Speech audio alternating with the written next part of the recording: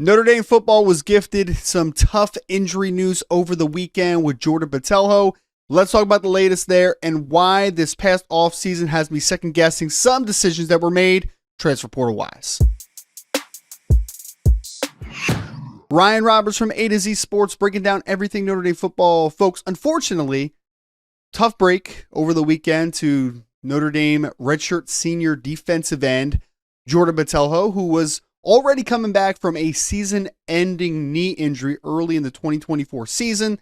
He was expected, though, to be back in the summer, very early on in the summer, and hope to be ready and go and be a huge part of the rotation and a big asset to this Notre Dame defense in 2025. Unfortunately, he has been dealt a pectoral injury, which is going to sideline him reportedly for 4 months. So while we will see him most likely some point during the next upcoming season, this was another tough injury blow to a defensive end room that is extremely talented, but we do know that there are some injury concerns. And I went back and I just kind of thought through my process this offseason of transfer portal and what I wanted Notre Dame to do. And to be honest, second guessing a little bit of the decision-making process. It's not a massive deal, but I'm thinking now that we have Jordan Botelho and what is an uncertain return to the field at some point in 2025, you also have to think that it's not the only injury that Notre Dame is dealing with in the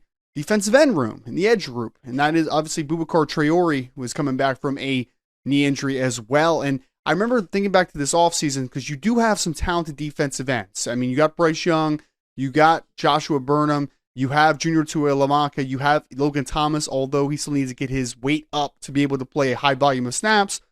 But the problem is that if there's another injury to that room, you're starting to get thinner and thinner. And then you might have to try to depend on someone, maybe like a Christopher Burgess as a true freshman to play meaningful snaps in 2025, even if he isn't ready. And I remember thinking back to the transfer portal conversation. I know we've talked about it a little bit on this channel, also in written form of content. There were two defensive ends this offseason that if I was Notre Dame, and I said it at the time, I would have had interest in. And this is the reason why, to hopefully make your margin for error a little bit wider, because these injuries are things that are going to be popping up at some point. We saw it in the 2024 season. God forbid, but there is going to be injuries in 2025 as well. The two defensive ends I want to talk about real quick that I would have had interest in, and I talked about it at the time, so don't say hindsight is 2020. Hindsight might be 2020, but not on this particular video. This was a conversation that we have had. One was former Purdue, now Clemson defensive end Will Helt, 6'6", 265 pounds, 56 total tackles, 10 tackles for loss, and 5 sacks last year for Purdue as a true sophomore. Really talented player. Broke the bank a little bit to go to Clemson this past offseason, but was a player that is from the state of Indiana, and I was told that Notre Dame had very little interest in, and I never really understood why. Now, if they would have gotten started in the conversation and they were just like, oh, the price tag's a little bit too high for us, totally understand. But I would have liked them to at least dig a little bit deeper with Will Helt. Another guy, David Bailey. After Troy Taylor was let go as the Stanford head coach, David Bailey entered, 6'3", 250 pounds. He has 14.5 sacks in his career in his 3 years at Stanford. High academic kid, obviously.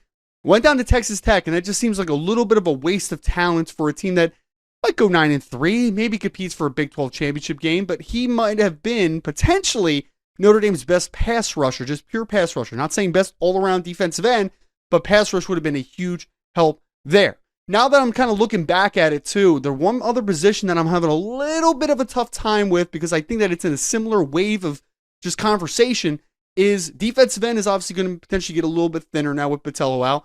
But tight end is a position that, and I understand, a lot of people are really excited about Eli Raridan. Eli Raridan has had multiple knee injuries in the past. He also only has 16 receptions for 141 yards in his career. People are excited about him, and there's a possibility that he breaks out and he becomes a star. But if he doesn't, what depth behind you right now, behind Eli Raridan, are you very confident in that will be high production or potential for high production? You have Arkansas transfer Ty Washington. You're hoping James Flanagan comes in as a true freshman. You're hoping that Jack Larson takes a step forward as a redshirt freshman. But if there is another injury to that room, that tight end group becomes smaller and smaller. And I do know that they had interest in Max Clare, who's now at Ohio State, was formerly Purdue. 51 catches, 685 yards, 4 touchdowns last year. He is being hyped up as one of the breakout stars in college football this year for the Buckeyes. after watching his film, I think that he has that type of upside. There was interest from Notre Dame and Max Clair to some degree.